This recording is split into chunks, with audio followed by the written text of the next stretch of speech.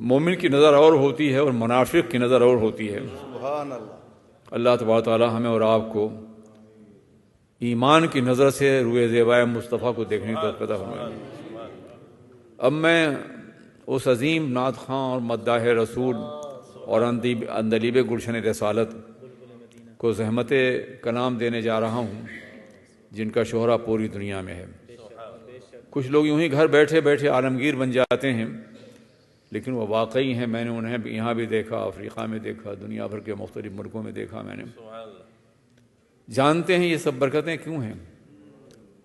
نعت خواں ان سے پہلے بھی رہے اور پاکستان میں نعت کی روایت پرانی ہے، لیکن جس ذات نے اپنی نعت کے ذریعے سے امام اہل سنت کا تعارف کرایا ہے، ان کے عشق رسول کی دولت بانٹی ہے اور محبت رسول کو دلوں میں اتارا ہے، وہ حضرت کی ذات ہے۔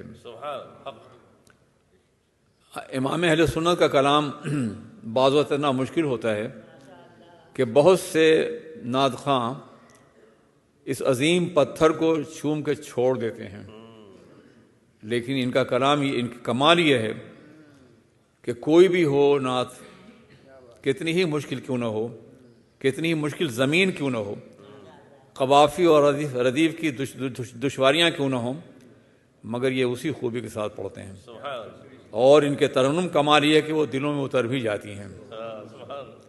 اس اعتبار سے یہ سفیر عشق رسول بھی ہیں اور خسرو اعلیٰ حضرت بھی ہیں۔ مجھے امید ہے کہ انشاءاللہ آج بھی فیض یاب ہوں گے اور ہمیشہ ہوتے رہیں گے۔ حضرات گرامی، نعت رسول کی روایت بڑی عظیم ہے، یہ اب کی روایت نہیں ہے، امام اہل سنت کا بخشا ہوا مزاج نہیں ہے، انہوں نے تتبع کیا ہے، پیروی کی۔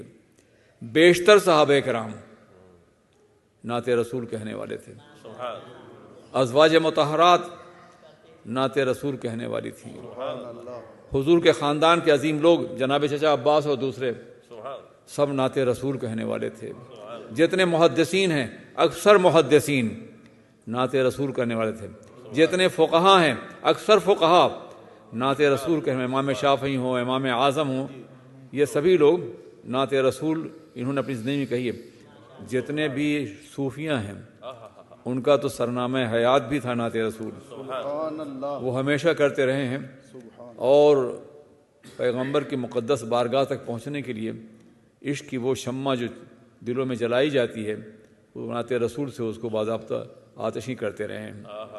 یہ روایت رہی ہے، صرف 1 صدی گزری ہے عربوں میں، وہابیت کے غلبے کے بعد ان کا دل مر گیا۔ کسی بھی وہابی کو آپ نعت رسول پڑھتے ہوئے نہیں دیکھیں گے، خاص طور پر عرب میں۔ یہاں تو پڑھ لیتے ہیں سنیوں کو دیکھ کر کے، انہوں نے اتنا دھماکہ پیدا کیا ہے کہ وہی پڑھنے لگے ہیں، ورنہ حقیقت یہ ہے کہ میں نے آج کے عربی ادب میں عربی ادب کا ایک طالب علم ہوں، نعت رسول موجودہ وہابیوں سے نہیں سنی۔ صحابہ کرام نے پڑھی، لیکن یہ نہیں پڑھتی، اس لیے کہ ان کا جذبہ عشق رسول مر گیا ہے، اور نعت رسول بغیر عشق رسول کے ممکن نہیں ہے۔ اس لیے آپ انتہائی توجہ سنیں، امید ہے کہ انشاءاللہ آپ ایمان و عمل اور اعتقاد کی دولت سے مالا مال ہوں گے۔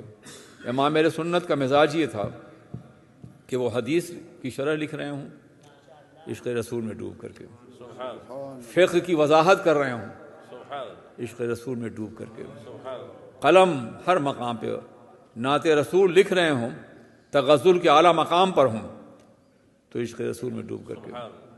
بہت سی نعتیں غزل کا اعلیٰ ترین معیار ہیں، سمجھا آپ نے، بہت عظیم نعتیں ہیں وہ، لیکن کہیں بھی عشق رسول کے پیغام اور میسج سے الگ نظر نہیں آتی ہیں۔